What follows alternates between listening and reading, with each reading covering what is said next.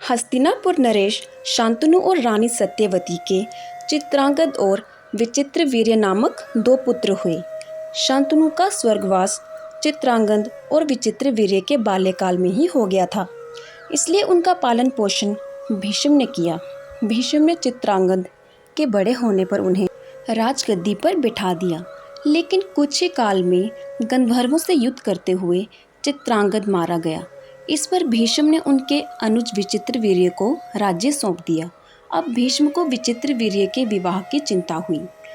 उन्हीं दिनों काशीराज की 3 कन्याओं अंबा, अंबिका और अंबालिका का स्वयंवर होने वाला था। उनके स्वयंवर में जाकर अकेले ही भीष्म ने वहां आए समस्त राजाओं को परास्त कर दिया और तीनों कन्याओं को हरण करके हस्तिनापुर ले आए। बड़ी कन्या अंबा ने भीष्म को बताया कि वह अपना तन मन राजा शाल्व को अर्पित कर चुकी है।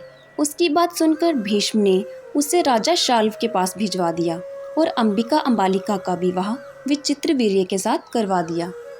लेकिन राजा शाल्व ने अंबा को स्वीकार नहीं किया, अतः वह हस्तिनापुर लौटकर आ गई और भीष्म से बोली, हे आर्य, आप मुझे हर कर लाए हैं, अतएव आप मुझसे विवाह करें। किंतु भीष्म ने अपनी प्रतिज्ञा के कारण उसके अनुरोध को स्वीकार नहीं किया।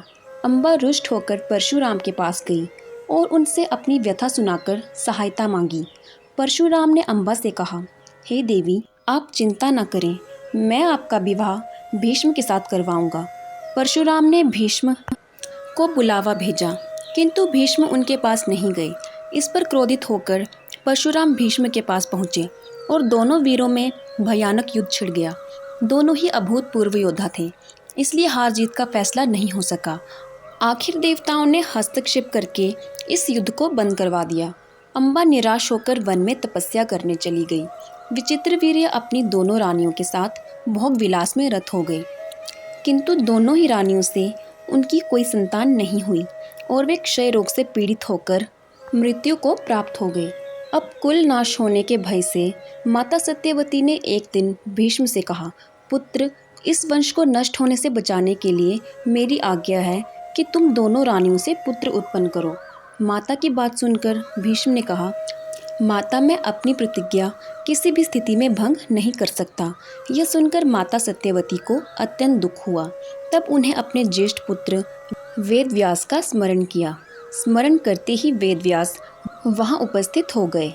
सत्यवती उन्हें देखकर बोली, हे पुत्र, तुम्हारे सभी भाई निसंतान ही स्वर्गवासी हो गए, अतः मेरे वंश को नाश होने से बचाने के लिए मैं तुम्हें आज्ञा देती हूँ कि तुम नियोग विधि से उनकी पत्नियों से संतान उत्पन्न करो। वेदव्यास उनकी आज्ञा मानकर बोले, माता, आप उन दोनों रानियों से कह दीजिए कि वह मेरे सामने से होकर गुजरें, जिससे कि उनको गर्भ धारण होगा। सबसे पहले बड़ी रानी अंबिका और फिर छोटी रानी अंबालिका गई, परंतु अंबिका ने उनके तेज से डरकर अपने नेत्र बंद कर लिए, जबकि अंबालिका वेदव्यास को देखकर भय से पीली पड़ गई। वेदव्यास लौटकर माता से बोले, माता, अंबिका का बड़ा तेजस्वी पुत्र होगा, किंतु नेत्र बंद करने के दोष के कारण वह अंधा होगा, जबकि अंबालिका के गर्भ से पांडु रोग से ग्रसित पुत्र पैदा होगा।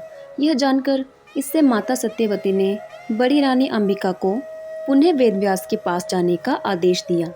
इस बार बड़ी रानी ने स्वयं न जाकर अपनी दासी को वेदव्यास जी के पास भेज दिया। दासी बिना किसी संकोच के वेदव्यास के सामने से गुजरी। इस बार वेदव्यास ने माता सत्यवती के पास आकर कहा, माते, इस दासी के गर्भ से वेद वेदांत में पारंगत अत्यंत नीतिवान पुत्र पैदा होगा। इतना कहकर वेदव्यास तपस्या करने चले गए। इसी प्रकार समय आने पर अंबिका के गर्भ से जन्मांध धृतराष्ट्र, अंबालिका के गर्भ से पांडु रोग से ग्रसित पांडु तथा दासी के गर्भ से धर्मात्मा विदुर का जन्म हुआ। धन्यवाद दोस्तों। अगर आपको ये वीडियो अच्छी लगी हो तो प्लीज़ हमारे चैनल को लाइक, शेयर और सब्सक्राइब ज़रूर करें।